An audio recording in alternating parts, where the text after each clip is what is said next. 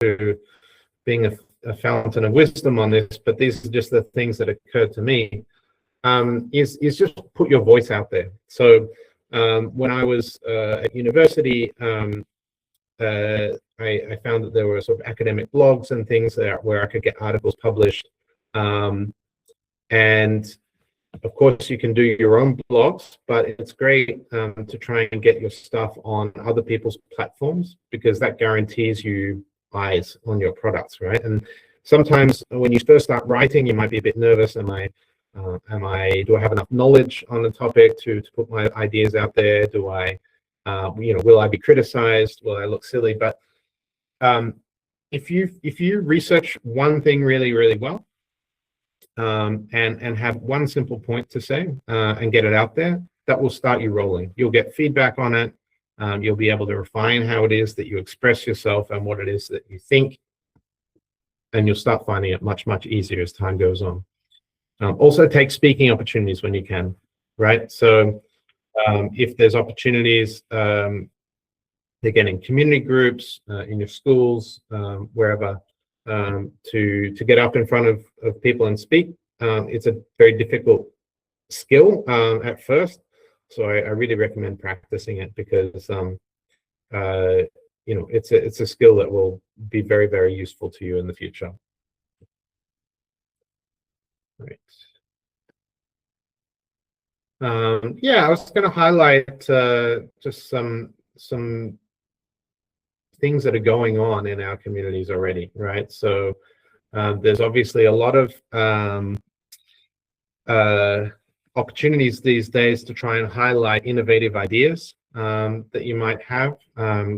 Governments, multilaterals, the UN tend to organize things like this is just an innovation challenge, but you can look it up and explore it a bit further. It's one of many, right? Another one here is close to where I am in Uzbekistan, sponsored by the UN, where they're encouraging young people to get involved in activities and nature-oriented activities. Just search online for these types of things. I wanted to, and only if we have enough time, it looks like we've just got enough time to show a little video from closer to home about a woman from a place where I've traveled personally a couple of times in Tibet, and her personal story. It's about 4 to 5 minutes long. So anyway, Alvin, if the sound doesn't come through, again, just send me a message, okay? But let me start playing this now, and I hope you like it. If I can find the play button. There we go.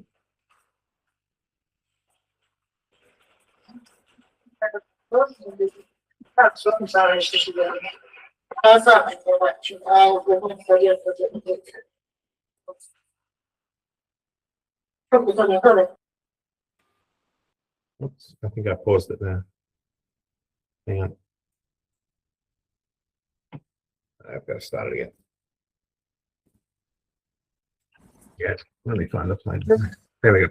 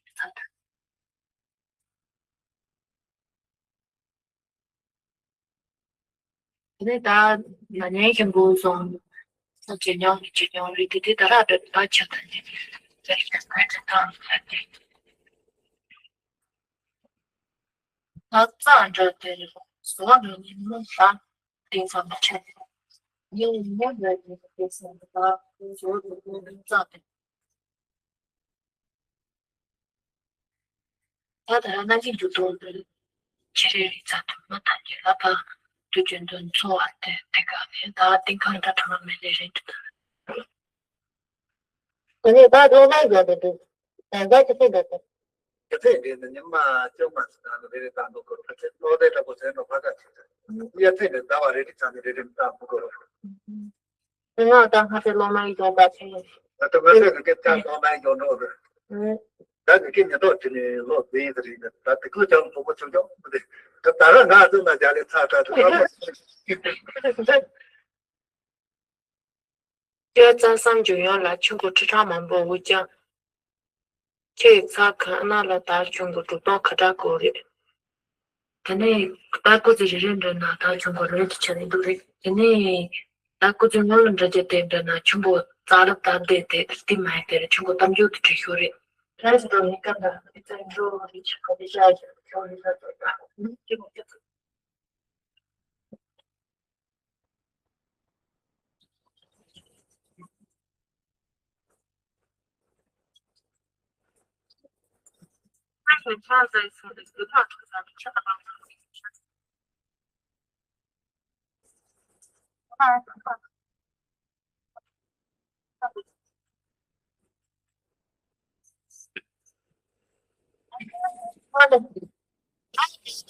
那个大你老师的干嘛的现在这个书啊，就是真的难得就是这个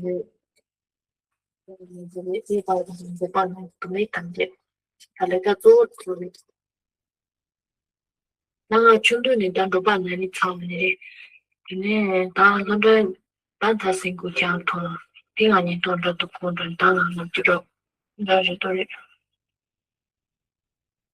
他楼顶个车里，真的的楼顶的那那那，他们说他就每次他就没那个开心吧了，他顶上的一天，他的那都把那个嘛，不没站着你呢，他的那山不把那卡车嘛，他的那他过去那个什么嘛，那嘛他的那谁都是，那个那他都把那个那个走的从他不能直接讲，反正就是都是。那个没法人就可能跟你们学习有发展的，好的人是都是。那大全部他其实我听的，那全部他我讲起来，确有差别。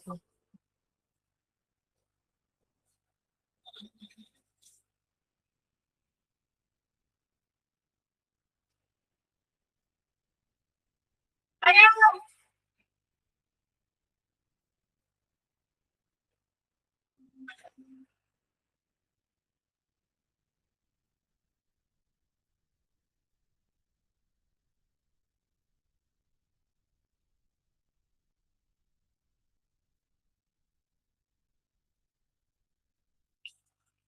！Okay.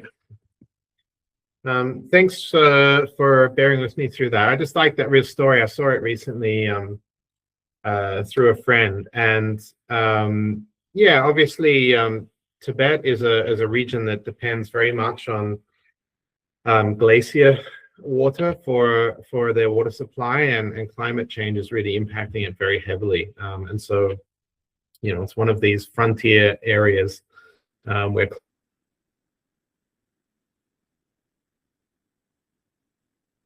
climate is very close to home, and young people going out and trying to identify the scale of that challenge is quite inspiring to me. We've only got a minute or two left of this section for my presentation, so I just wanted to skip through a few resources, and obviously I'll share the slides with you after the session. But just to give you a sense of what you can do yourself from home, connect with some of these international networks that work on climate, whether it's through universities or NGOs. These are just two examples. Go and check out their website and get in touch. There's also a lot of resources online these days for online learning. You can take often free short courses that can be done from home. And then again, you know, whether you're not a fan of reading long reports like the IPCC ones, maybe listen to a podcast or find some good resources on YouTube to sort of upskill yourself.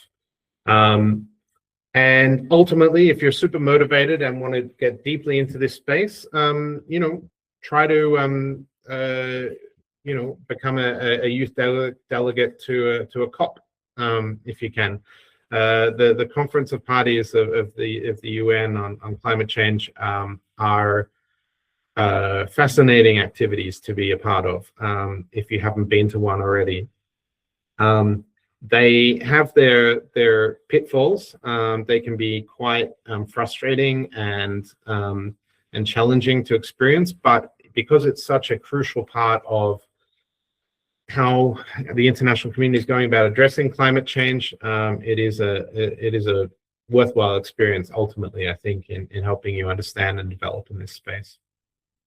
Again, you can look in more detail at this once I share the slides, but I'll stop there and we can start getting into some conversation. So thanks. Back to you, Alvin.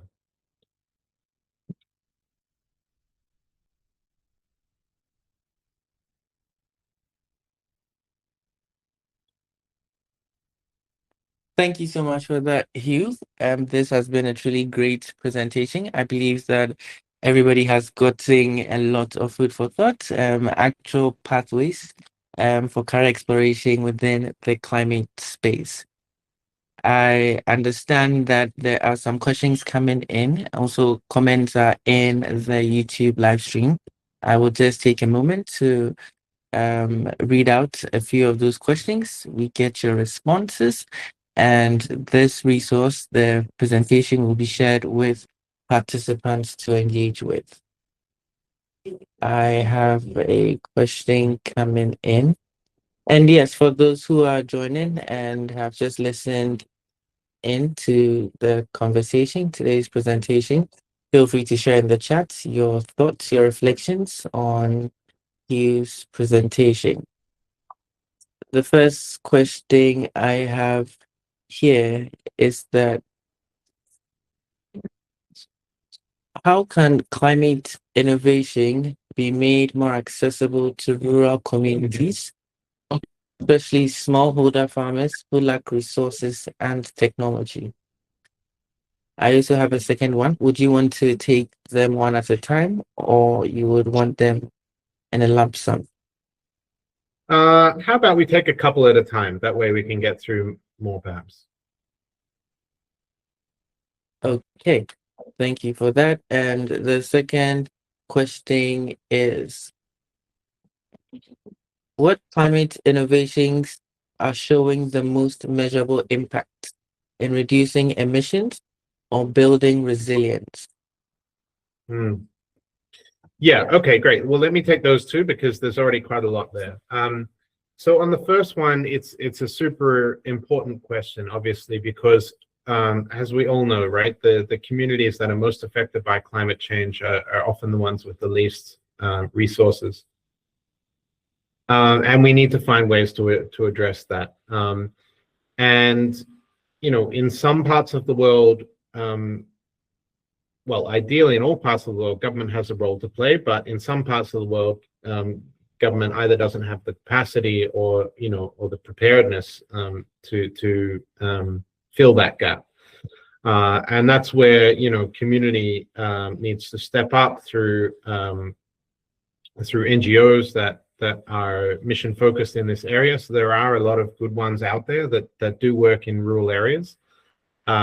So the woman that I just highlighted in that video, her work is supported by an environmental protection association in the province where she is in the Tibetan Plateau. And there are others in other parts of the world. I think it depends very much on where you are and how well resourced. But it's not just up to NGOs and community either, right? So there is also a role for development-focused financing institutions in this space. And some are doing, again, better or worse jobs than others. But obviously institutions like, in my region, the Asian Development Bank, the equivalent in Africa, the World Bank as well. Increasingly, China has a role to play in this space, although my take on that so far is that a lot of Chinese financing in the climate environment space so far has been focused on very big projects rather than smaller scale ones that can have a real big impact at the community level. So that's a real challenge at the moment, is trying to convince the financing institutions that have money that can help communities to put it in places where it will have most impact to those communities, not just from a sort of macro perspective. So it's not necessarily a perfect answer to your question, but there are efforts going on, and we need to improve them. And then the last question about what innovations are out there and happening. Your question had two parts to it, right? First in helping us deal with climate change, and then on resilience. So obviously on the mitigation side of things, there is a huge amount of really important work happening. Again, a lot of it driven from where I am at the moment in terms of driving the cost of clean technologies down very, very quickly. And so increasingly, those solutions that 5-10 years ago seemed very expensive, like solar panels and wind turbines, are now much, much cheaper and able to be deployed at scale across much of Africa, South Asia, Southeast Asia, much, much quicker than they were in the past. So that is happening now, and very, very quickly. Of course, we need more than solar panels. The next step is to get the cost of storage technologies down. So we need to have that same dynamic that's happened with solar and wind in the last 5 to 10 years happen now with batteries. That innovation and that crucial tipping point, I think, is not far off, where batteries really start to dive in cost. That solves a lot of our problems, especially in rural and smaller communities where you can have decentralized solutions that mean that you don't need to build out an electricity grid to to an entire country or entire continent. You can develop more specific solutions to communities. The benefit of that, of course, is that you're also a bit more energy secure than you are when you're relying on centralized large installations for power provision. So if you have a community that's interlinked with solar panels and batteries, much less likely that you're going to go offline if your power line goes down to the power station. So there are a bunch of benefits to that kind of energy solution.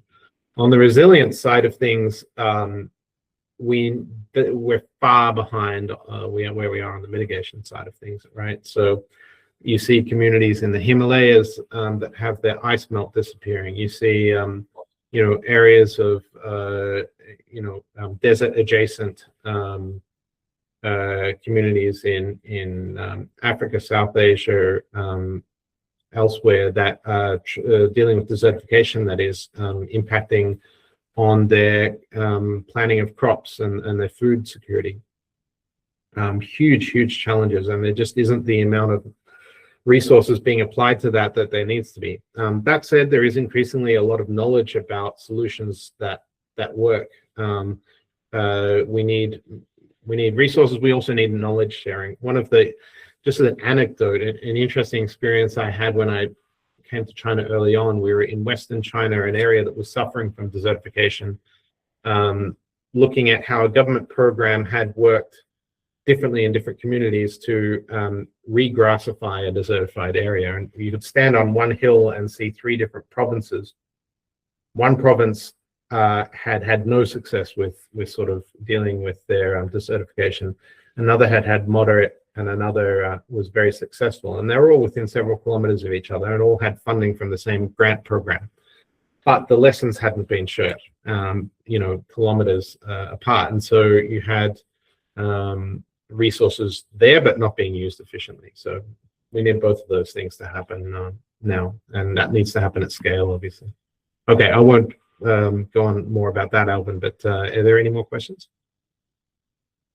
Yes, we actually have a couple, but we'll share one with you, and the rest will be shared as a written resource, and then your response will also be shared with members of this training platform. So the next question is, a minute. There was a question on, let me find it. Yes, how can youth-led climate solutions attract funding, partnerships, and support from organizations or government? Yeah. So, And can I add one more? yes, of course. Okay, how can a young person without financial resources or advanced training actively contribute to climate change research and action? Sure.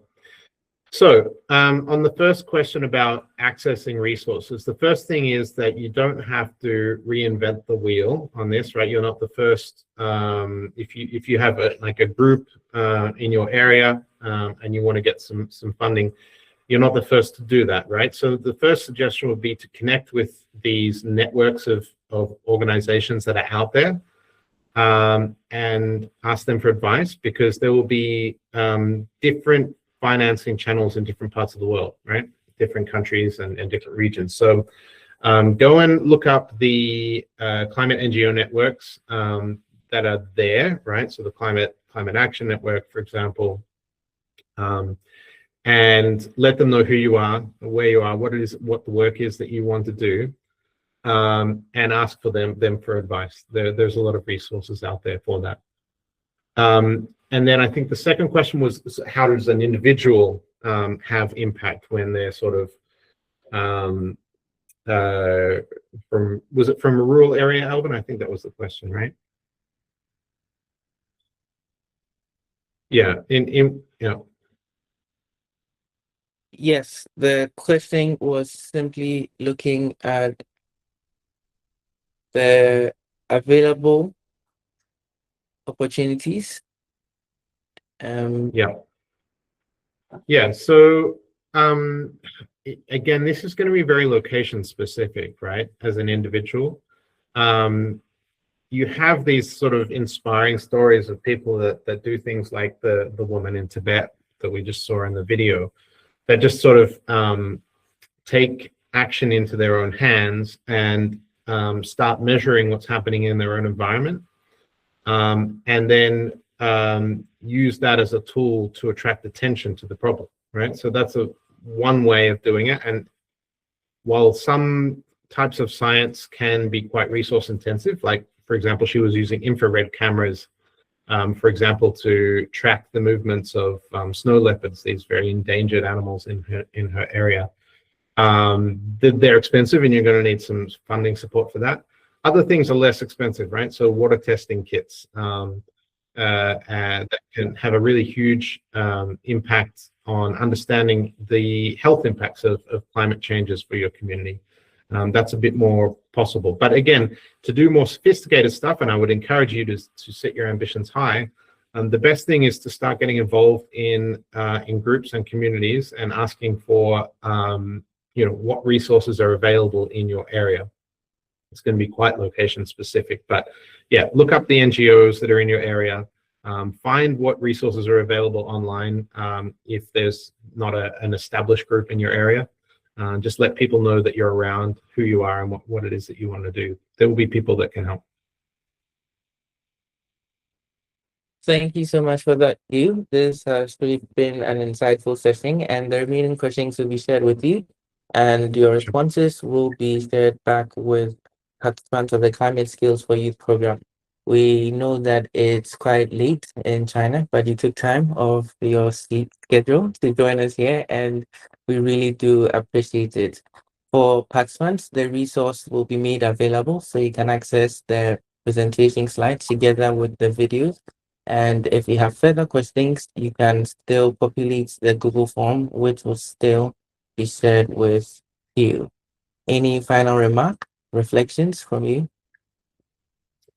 Just again, thanks to you and the organizers for setting this up, and to everyone for, I guess, the motivation, passion, and interest to get involved in this space. We need more energy. We need more, smarts. We need people that care. So thanks very much. Thank you so much, and it's been great having you. For participants, we are reminding you that the attendance link is in the chat, so you can fill it out to indicate your presence in today's call. If you also have any questions, feel free to share in the Google form and it will be attempted accordingly. We have our second presentation coming up in a moment, and I would introduce our facilitator for the session.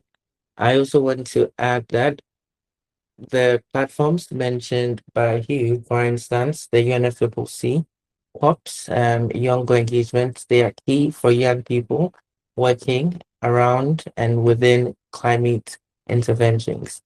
In a moment, you would have in the WhatsApp channel a form shared from the African Group of Climate Negotiators. They are conducting a youth consultation ahead of SB64, which is the subsidiary bodies that leads to the COPs each year. So once that is shared in the chat for African youth, feel free to make your voice loud, clear, and heard.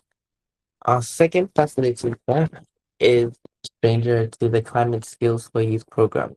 He is the distinguished founder and executive director of the All-Encompassing Global Concept, serving on several high-level positions and contributing to youth development across the continent.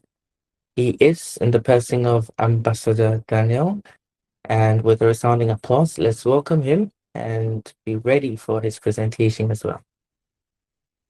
Daniel, over to you.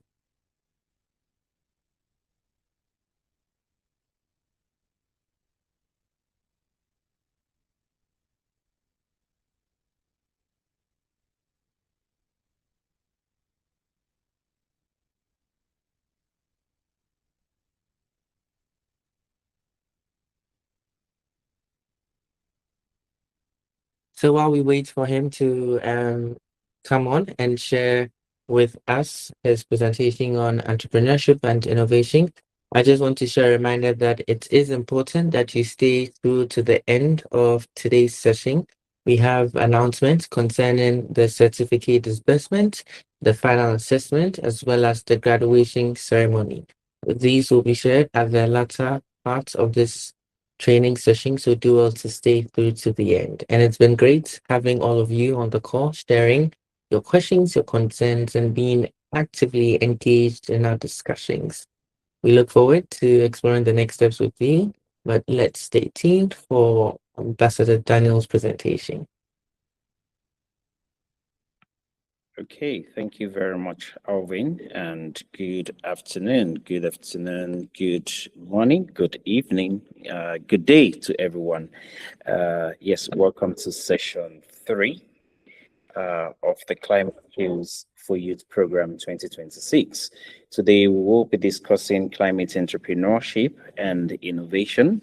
Our focus today is very important because climate action is not only about talking about problems, it is also about building solutions. Throughout this session, we will learn how young people can move from ideas to real impact. We will also discuss how to identify climate opportunities, how to structure solutions, how to create value, and how to build initiatives that can create real change in communities.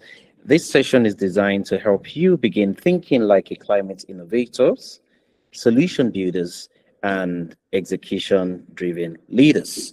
I want everyone here to stay active and engaged because this session will be interactive. By the end of today, you should begin to see climate problems differently, not only as challenges, but also as opportunities to create impact.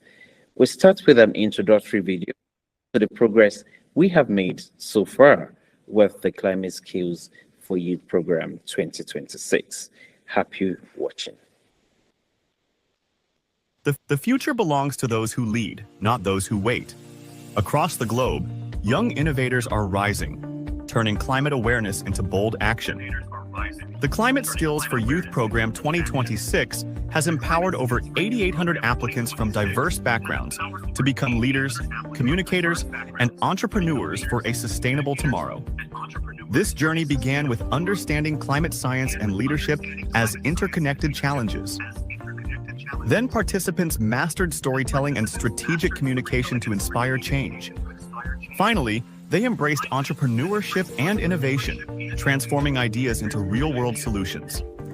Powered by All-Encompassing Global Consult Limited, the Talent Incubation Hub, and the Coalition for a Brighter Earth, Climate Skills for Youth Program, CSYP, 2026 is more than a program, it's a movement. An ecosystem designed to nurture talent, spark innovation, and build measurable impact. To every participant, your leadership matters. Your ideas can drive global change. Join the Talent Incubation Hub and continue this journey of growth, opportunity, and transformation. Together, we turn climate challenges into climate solutions. The future is in your hands.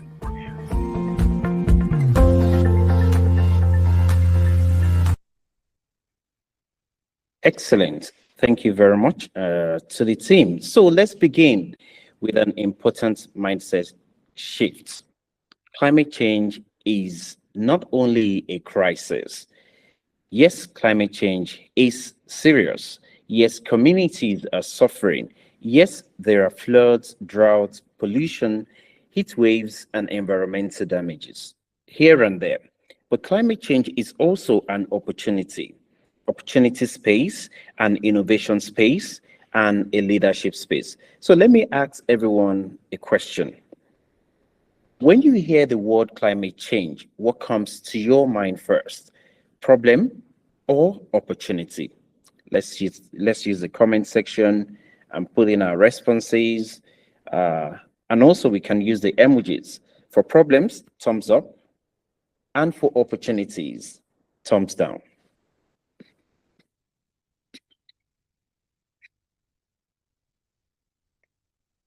Very good, very good, very good, very good. The reality is this: the world already knows there is a climate problem. No doubt, we know this is the reality of the world we live in. The bigger question now is, who will build the solutions? And that is where you come in. Young people are not just expected to complain about the problems. Young people must begin to design the solutions that matches this problem. This is the focus of today's session. Across the climate space, problems are known. Like I mentioned earlier on, the data already exists. The funding opportunity also exists. The previous speaker spoke to this quite a lot. But there is still a major problem. The gap is weak execution, poor structure, and ideas do not scale. Many people have ideas, but not everybody knows how to turn ideas into structured solutions. Let me explain this simply. Someone may say, I want to reproduce plastic waste. This is a good idea. Of course, everybody applauds that. But the question begins, how exactly? For who? What process are you going to use? What is the impact you're targeting? And is it sustainable, and can it actually grow? This is why structure also matters. So, another interactive question here. Why do you think some good ideas fail, especially when we're speaking to climate and climate actions and solutions that comes with it? Please, let's use the comment section and let's have responses.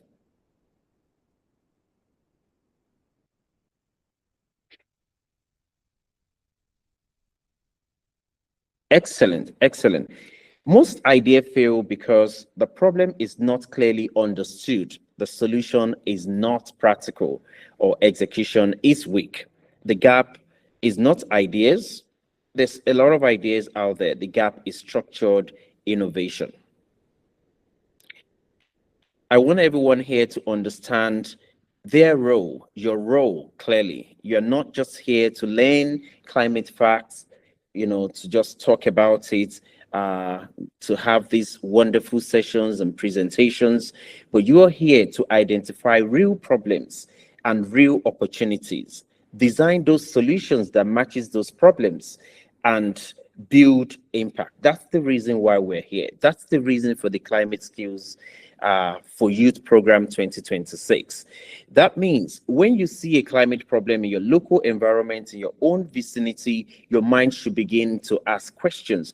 What can be done about this? What exactly can I do as an individual? What can I do within my community? What can I do with my group of friends that are like-minded to solve this problem?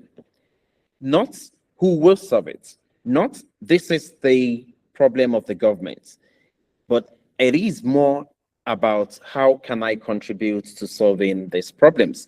This mindset is very, very important. Climate leadership is not passive, it is active. We'll have, a way to get some of these responses. Eventually after this whole program, we'll send out communications to the participants of this year's program in the coming months, so that we can understand the problems you've been able to identify and the possible solutions that you're seeing that would solve those problems. And I'm sure communications will go out to every single participant, at the end of the program. But again, let's get on to another interactive section where I'm going to ask everyone to think about one climate issue in your environment right now. It may be connected to flooding, it may be connected to waste disposal, it may be connected to air pollution, it may be connected to deforestation, it may be connected to poor drainage system in your community, it may be connected to water shortage, it may also be connected to excessive heat. So let's ask ourselves this question: what solution can I as an individual provide, or what can I improve on in terms of the current situation?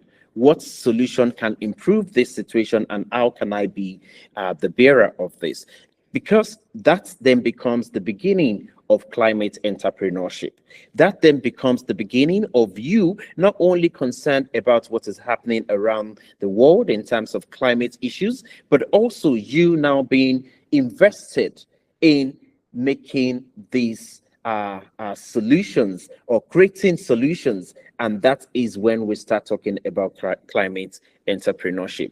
You have, a couple of youth-led businesses that, we have seen across the globe, that are doing well. It starts with one or two persons coming together, wanting to make a change. And at this very point, we're happy to, share, I think, a couple of examples, testimonials that we've seen so far.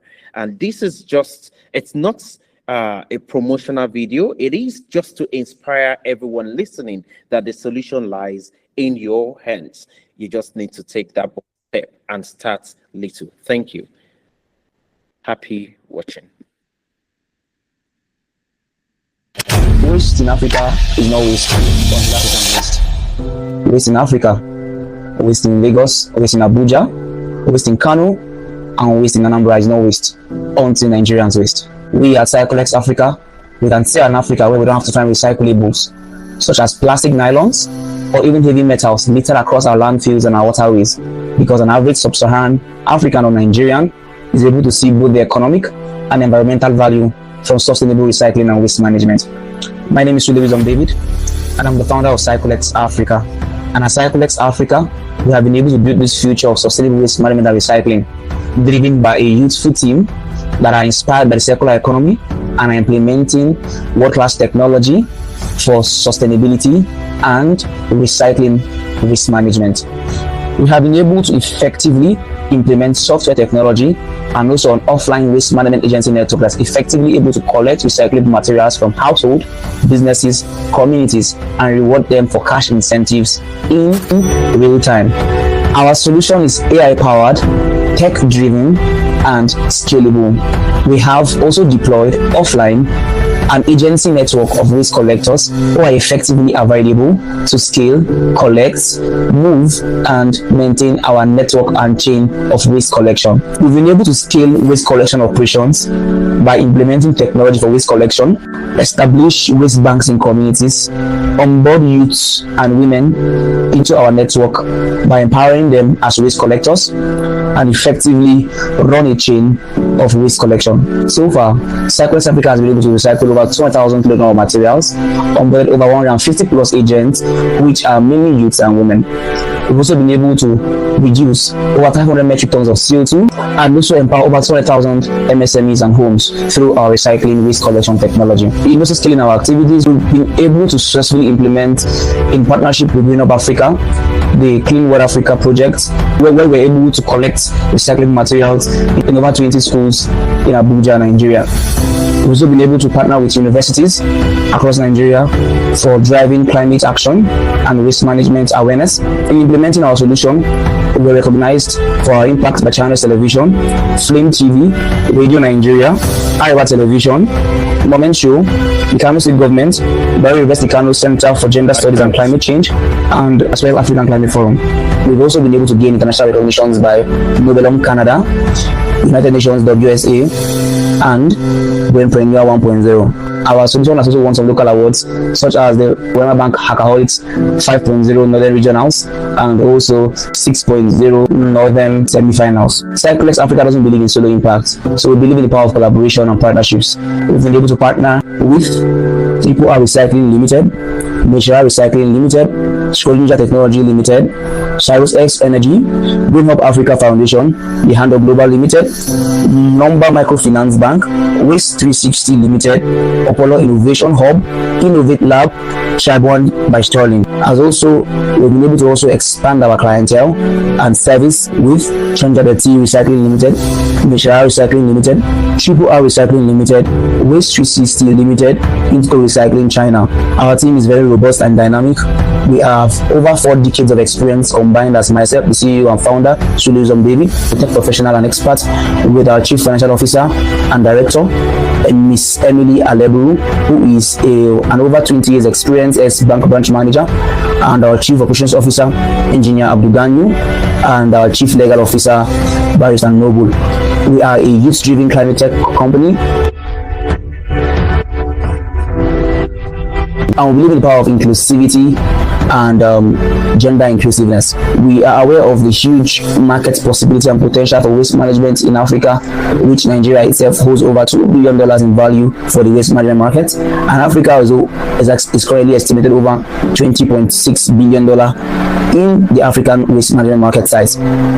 We are aware of the huge market potential, with Nigeria alone having over a $2 billion market size for waste management, but CSYP Africa is targeting about a 0.25% of this market in the next 3 years. We are currently projecting to recycle over 100 tons of materials in Lagos, Abuja, Kano, Port Harcourt, and Anambra in the next 3 years. We are also pushing to empower over 10,000 youths and women in these communities, create green jobs in the circular economy space, and also we engineer the mindset of an average sub-Saharan African or Nigerian that waste in Africa is not waste until Africans waste. We believe that the awareness for climate change and recycling plays a huge difference in our impact. We hope to be able to achieve this with your contribution and your partnerships as well. CSYP Africa is not just a recycling company. We are a movement of young, vibrant and intelligent minds who believe that problems can be turned into solutions and local technology can solve global problems. I will wrap this up with our saying in CSYP Africa, which says nyama nyama na money. So trade your trash for cash today at CSYP Africa. Thank you very much. They are going to use a series of. So that was an excellent compilation of the work that had been done by CSYP Africa, and it's a testament to everything we're speaking to today. This is a bunch of young people that had come together to create something out of a problem, a very big and huge solution. It started with a handful number of young, bright minds that had seen that, yes, it's enough complaining about these problems. We can then step in to prefer a solution. we see this happening.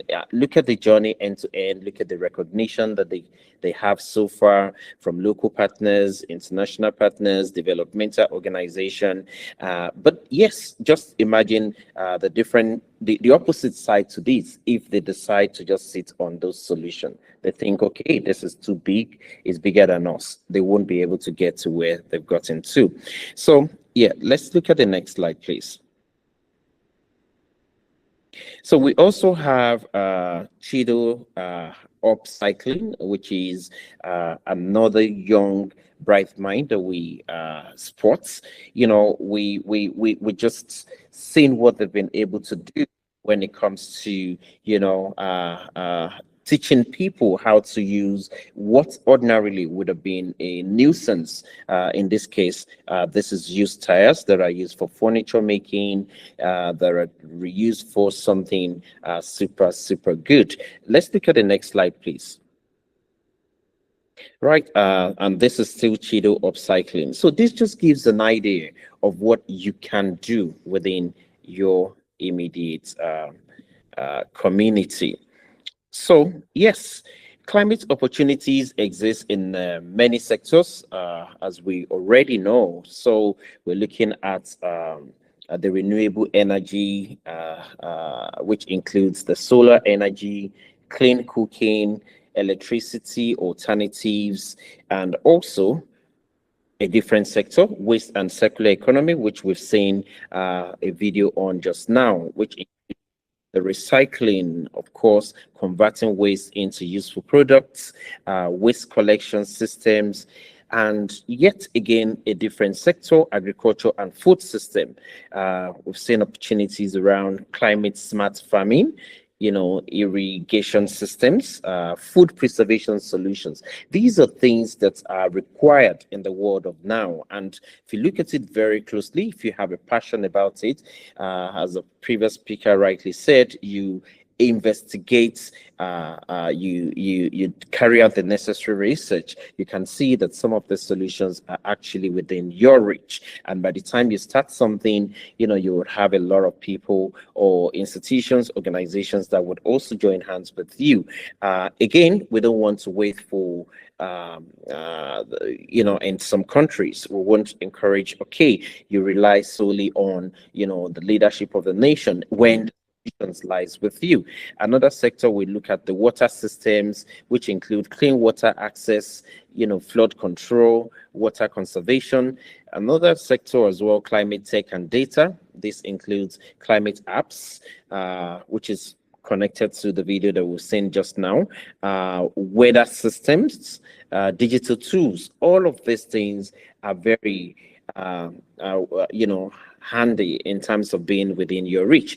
The urban resilience aspect is also one part, which you can think about better city planning, you know, drainage systems, transportation and improvement. And this is, you know, those that have gone to school and is connected to what you've studied in school. The important lesson here is every climate problem is a potential opportunity. So I want us to also look at this question and think. We might put the comments, we might use the comment section. We might just think to ourselves, which climate sector interests me as an individual the most and why? Because all of these then would, you know, tie into what we're passionate about and what we want to invest our time doing and what we may end up, you know, spending the rest of our life invested in. Let's look at the next slide. So one of the biggest mistakes innovators also make is trying to solve unclear problems. You know, strong solutions begins with clarity. So it's important that we have full clarity of the space that we want to get into before building anything at all. We want to ask specific questions as to what is the exact problem, who is affected, and why does it matter? Why do I want to be invested in this? If these questions are not clear, the solution may actually fail.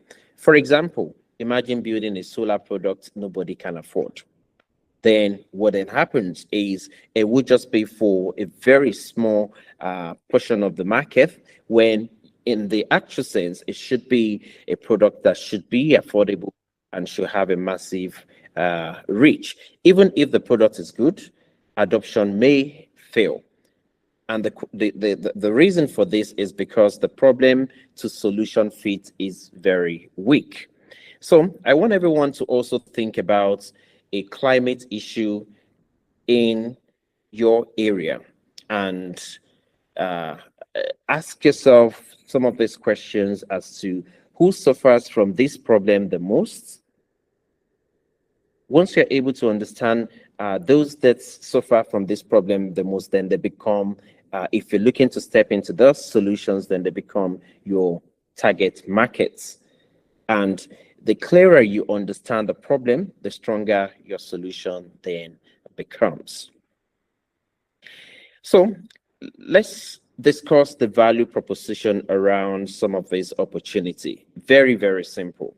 A value proposition explains why people should care about your solution. Why should somebody stop? Why should somebody bring out money from their pockets to be part of the solution that you're putting on the table? A strong climate solution must be clear, like I said earlier on, must be relevant, must be practical, and the impact must be visible. It must be impact driven. So for example,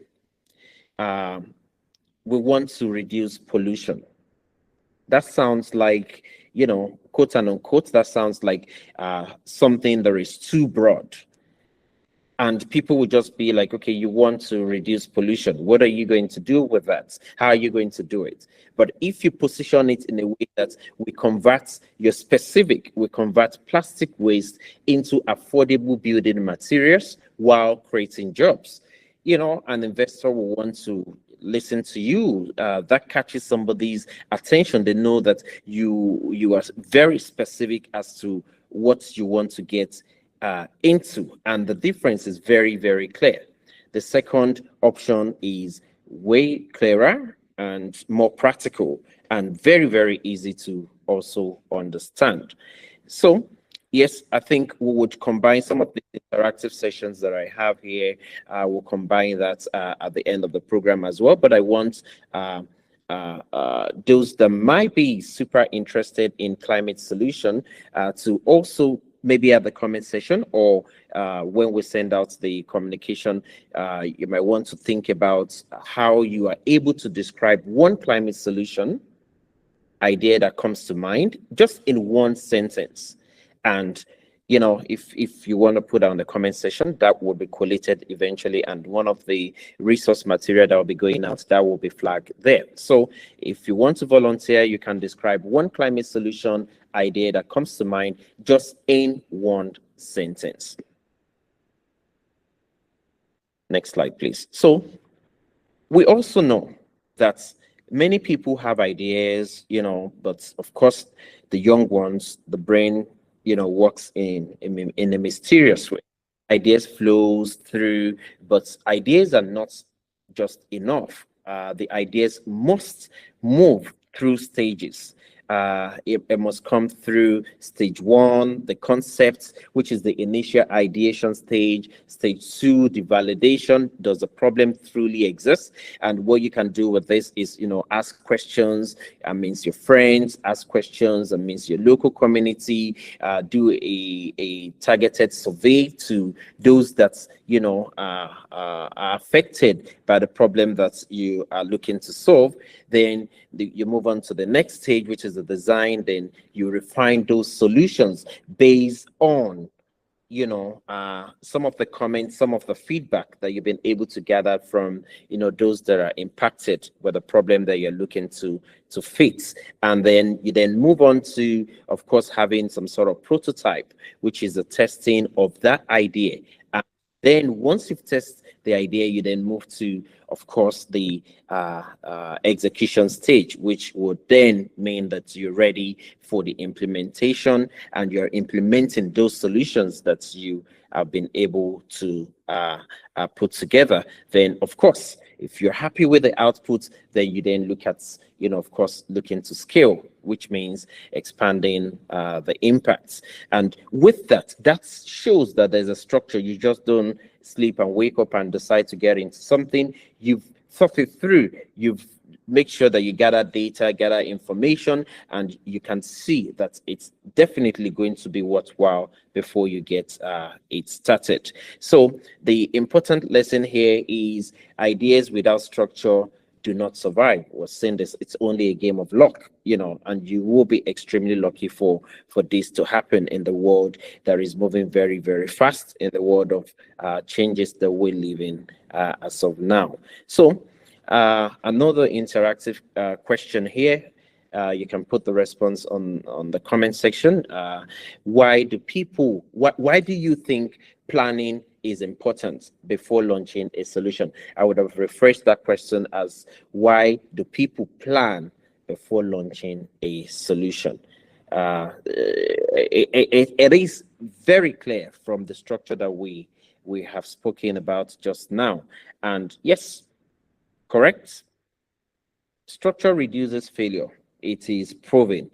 I mean, you can literally see the end from the beginning, and that way it's easy for you to be able to, of course, get like-minded people to support your initiative, to support the business that you come up with that is connected to climate and climate issues.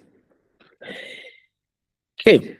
So we also know that climate solutions must be sustainable, which means it must be environmentally sustainable, it must be socially inclusive, and economically viable. In simple words, your solution should not create another problem, because that's what we see in the world of now, because lack of structure would mean that this your intention is to create to provide solution to an existing problem, but if there's no structure, you might end up creating more problems. And also, for example, we might want to look at the recycling business that pollutes rivers. Is not sustainable. You're saying, okay, I'm getting into a recycling business, but you end up polluting the rivers. That's not sustainable, because what you're doing is you're then creating more problems. Climate innovation must solve problems without creating new ones. And it is important that the young ones have this at the back of mind. It's not just, okay, yes, I've been able to find something I'm passionate about. Okay, I'm going to do this. It's bringing me some money. And yes, I'm not going to think about the impact, because in the first place, that sort of mindset is what has led to some of the problems that we currently have that are now inherited. But yes, we don't want to dwell on the problem. We want to make sure that, yes, we're solving those problems without creating new problems. So another interactive question that I have here for the audience is, can you please think of examples where solutions created connected to a climate issue then had resulted in creating new problems? So you can put these responses on the comment section, and we would, of course, collate some of these responses and publish them at the end of the program. We expect thoughtful responses on here. Please, this is the way we fix the problem that all of us have inherited. Next slide, please. So, strong climate solution also combines three important things. We want to look at the science behind it. We want to look at the leadership that is required to sit in the heart of the solution, and we want to make sure that it's communicated correctly. So science helps us understand the problem, the leadership helps us drive execution, then communication helps us to build the necessary support and partnership. We know without science, your solution may lack credibility. Without leadership, execution becomes super weak, and without communication, people may never support your idea. They won't know what it is. that you aim at achieving, and you would then lack the necessary support and the necessary partnerships that you ideally should get with solving climate related problems.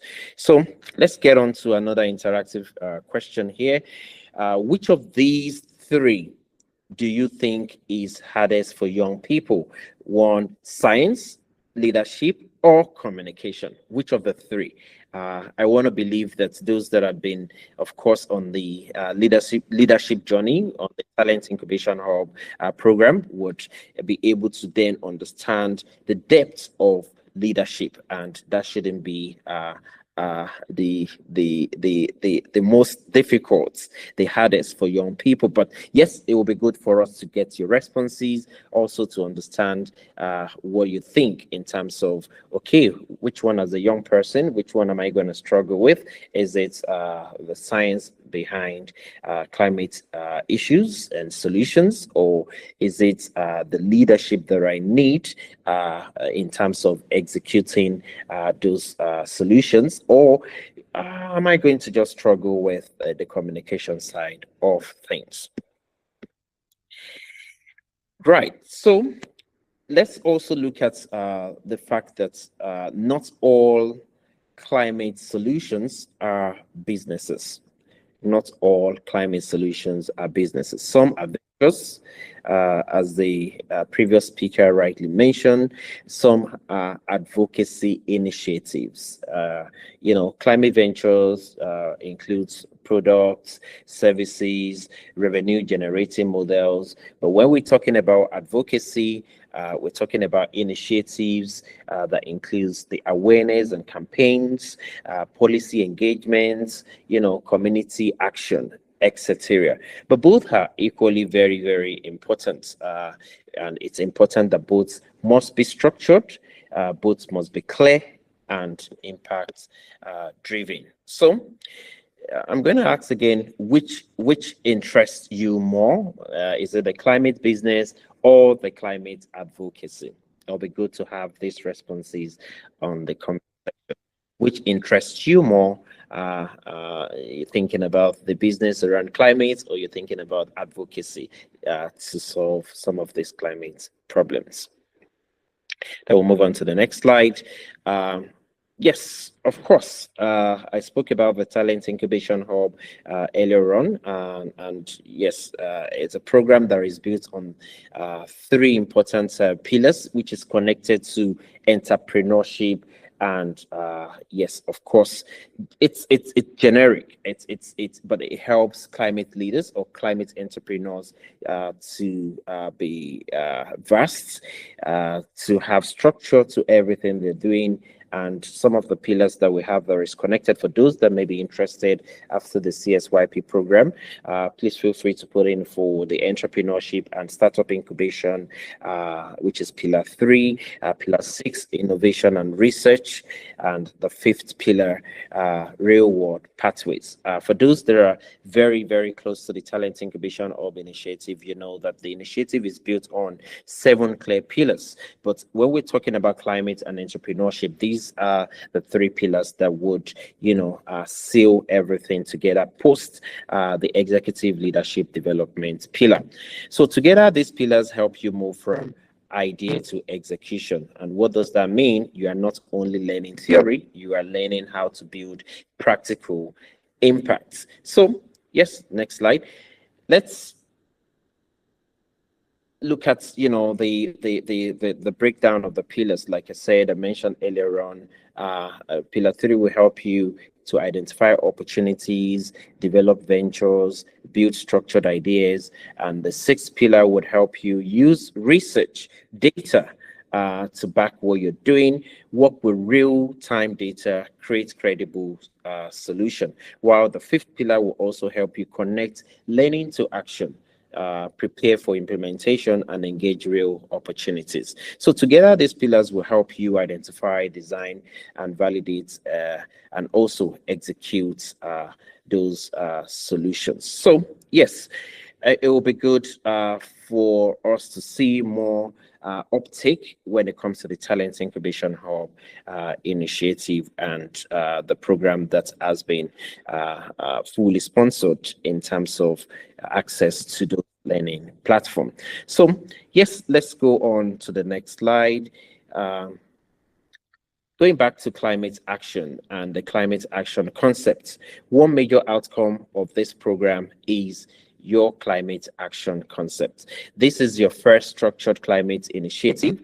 Your project should include the problem, the target audience, proposed solution, value proposition, and expected impact. So this is important to us because yes, real climate leadership requires execution, and we want the youth, we want the young ones to start the little way they can.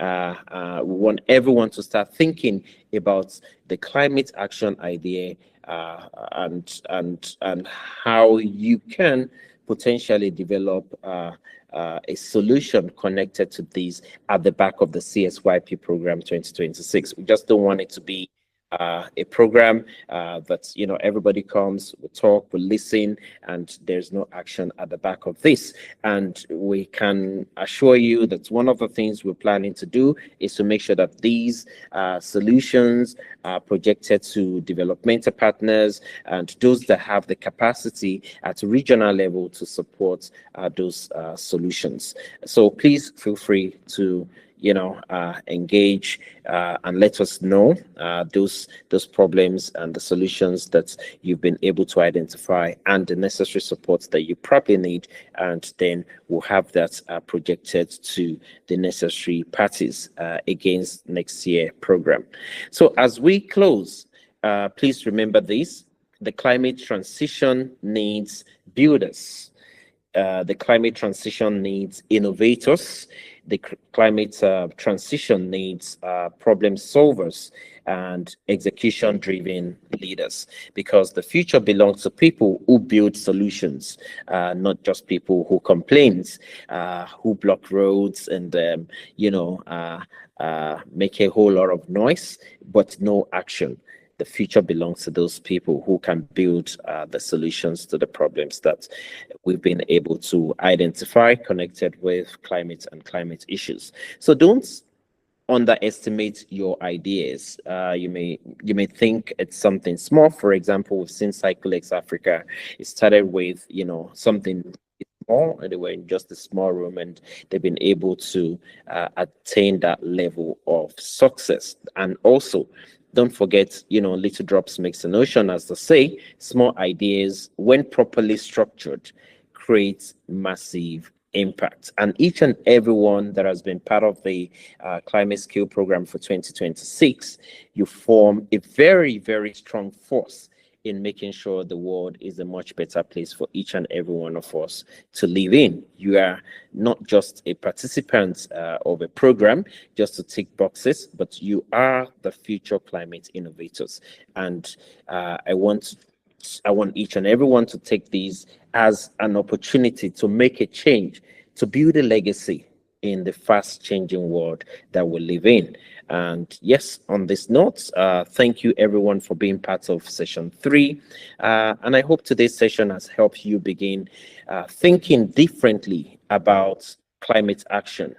Please remember, climate entrepreneurship is about moving from idea to impacts. It's not just about talking about the problem and not doing anything connected to solving those problems. So we encourage you to stay engaged, like the previous speaker said, stay within the community, use the power of collaboration and partnership to identify like-minded people to be able to solve real problems in the world that we live in today. This is a platform that CSYP 2026 has created for each and every one. And yes, of course, this will be continued over the coming years. And of course, continue learning. continue learning is another thing from us. We want people to be able to develop their capacity so that, yes, when they have the opportunity to stand on podiums or have the opportunity to then, for those that are already complaining about inclusivity, I mean, the young ones, I mean, being included in key discussions, when the opportunity comes, we can make the most of these opportunity. And also start identifying climate opportunities around you. They are there. You know, it's not just about, you know, trying to find a job. For those that want to go that path, you know, they just want to get a job. The opportunities are there. They're enormous. For those that want to create those solutions, you know, they want to make a living out of those problems that have been in existence in terms of sustainable solutions, the opportunities are also enormous. And yes, you can then begin to shape a structured solution that will move the world to be a much better place for everyone to live in, irrespective of geographies, irrespective of region, irrespective of where you are. So again, your voice matters. You know, each and every one of us. For this program, we've had almost 9,000 applicants. Just imagine that volume of people that are, you know, passionate and interested in solving the problems in the world connected to climate and climate issues. That's a big number. And if we can put a unified voice together and create structured solution, then we are already there in terms of, you know, the world that we want to live in. And please also remember, your ideas matters. Your ideas matters. This is the world we are going to live in, you know, in the next coming decades. Your ideas matters, and your execution, there's nothing too small. There's nothing that you should underplay. Your execution also matters. The necessary support that you need in terms of you know, capacity building, etc. The opportunities are there. Please take to these opportunities, and would live we'll see a much better world for each and every one of us. On this very note, I want to say thank you to each and every one for being part of the Climate Skills for Youth Program 2026. A big thank you to the Coalition for a Brighter Earth team, and also the All-Encompassing Global Consults Limited team, as well as the Talent Incubation Hub team for making this a success. On this note, I want to say thank you to each and everyone, and good day, everyone. Over to you, Alvin. Yes, thank you so much for that, Daniel. It has truly been a really inspiring presentation. We've had it very interactive and got to understand how entrepreneurship fits into the climate equation. For everyone joining the call, do well to sign on the attendance sheet so that when it gets to the disbursement of the certificates, you are not left out. We have a few announcements that we would want you to take note of with regards to the certificate disbursement and the availability of the assessment that will determine your eligibility for certificate collection. First is that on next week, the 27th of May 2026, we are not having a virtual session such as this one, since the training modules are 3 in number.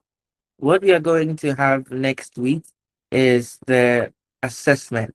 So it would be made available using a simple Google form to collate your responses to the questions that will be asked in the form. It will be opened up for 2 weeks to give you the chance to go back and revisit the training materials, the recordings, to better attempt those questions. Once you're able to meet the agreed on pass mark, you will get access to the certificate.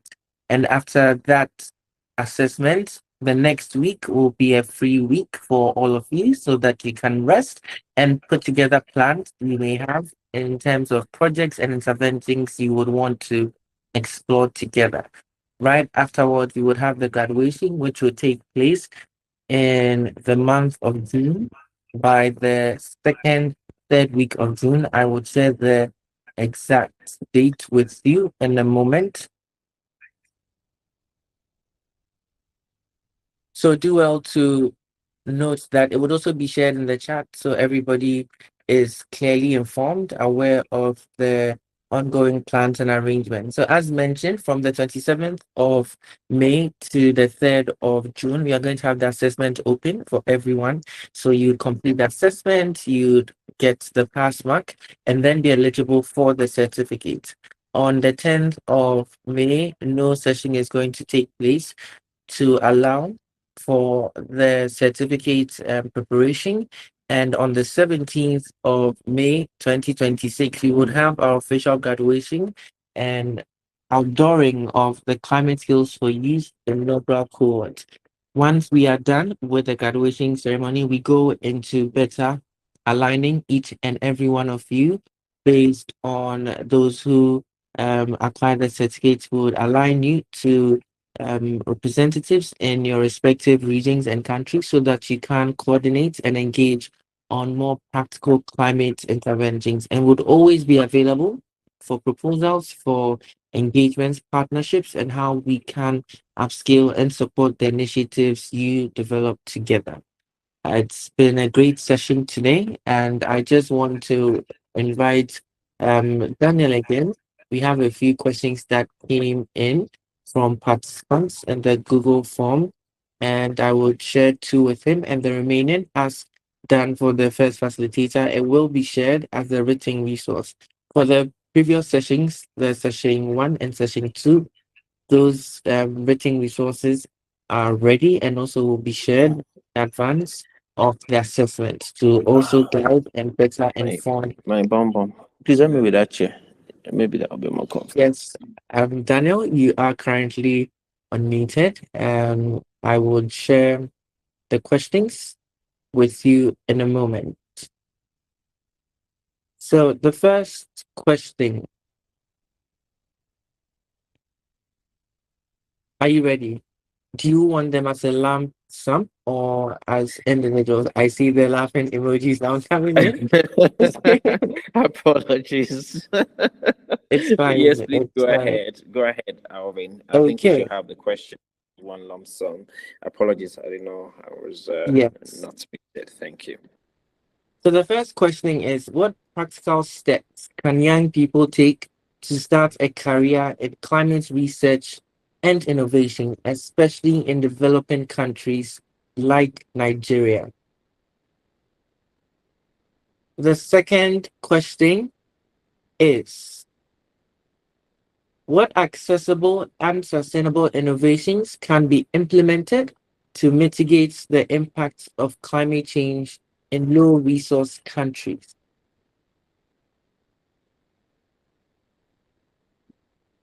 You can take these two questions and then we would add a third one after.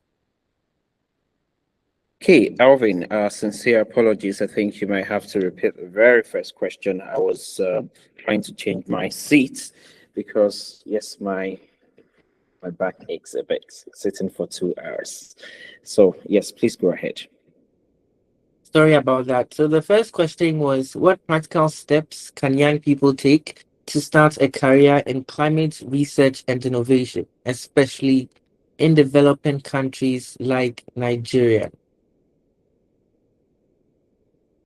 Excellent. So very good question, because I think the answer actually lies in the presentation of today. Yes, we can see the example of Cyclex Africa. We can see what the gentleman has been able to do, from, building technology solutions. Now we are in the age of artificial intelligence. We are also in the age of technology advancement. Some of these problems we can start, with either, bringing people together together that are co-aligned with the same thing that we're passionate about. We can also start with advocacy. From advocacy, people get to recognize you. They know what you're passionate about. And from there, you would then be able to build an ecosystem that is enabling. One thing that a lot of young people want to think about when thinking about solution is, okay, I don't have the access to funding. I don't have the access to be able to take the first step, but it's just the myth, because that's not correct. What we need to remind everyone is the power of technology. Look at 143 countries are represented as part of the CSYP program 2026. What solution are you looking for that you won't be able to find? It's just for you to be in the right community. It's just for you to be able to put your voice out there, be heard, be known for what you're passionate about, and also be informed that there's a lot of developmental institutions and organizations, that operate in all of these countries, even developed countries, underdeveloped countries, that are also interested. They want to see.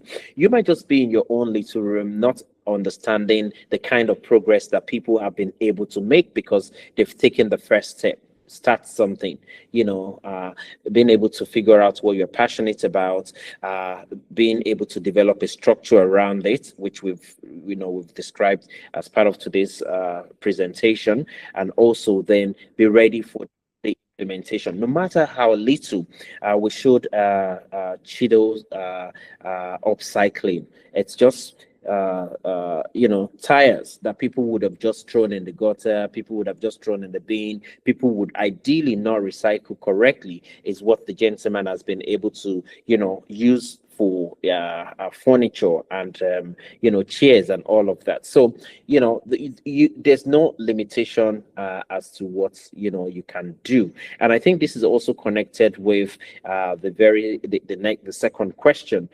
The fact that you're not limiting yourself, that yes, whatever you want to do, the power of the internet, the power of access to data, access to information on the internet, you then see yourself not held back in implementing. I hope this answers the question. Thank you.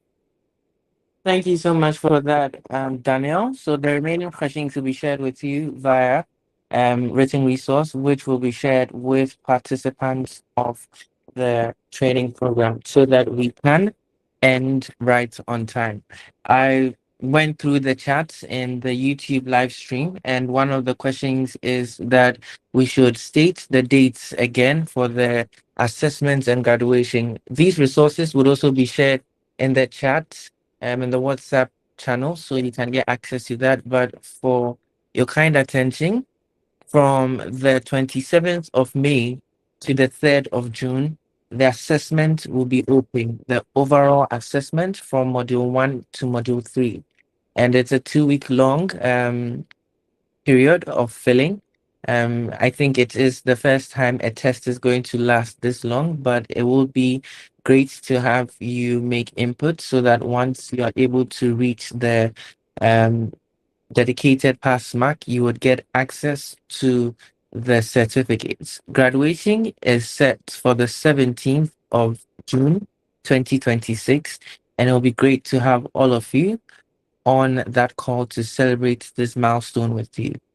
As said, right after this, we are going to start grouping each and every one of you based on your regions and countries with dedicated organizations and individuals who you can continuously engage with, begin, initiate projects, work, collaborate, and lead change in your communities. Would also be available for partnerships, collaborations on how we can better amplify youth conversations and climate dialogues.